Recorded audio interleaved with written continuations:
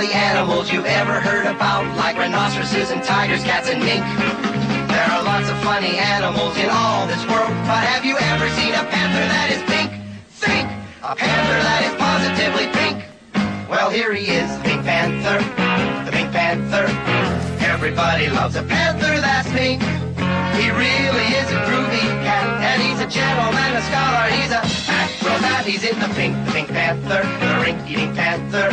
And it's as plain as your nose that he's the one and only truly original panther, pink from head to toe. Yeah, he's the one and only truly original panther, Pink Panther from head to toe.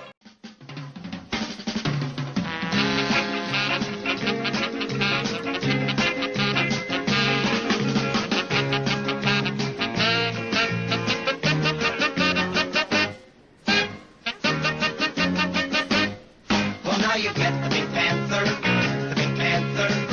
Wasn't he a panther ever so pink?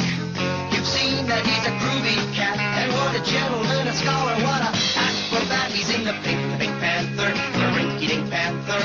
And it's as plain as your nose that he's the one and only truly original panther, pink from head to toe.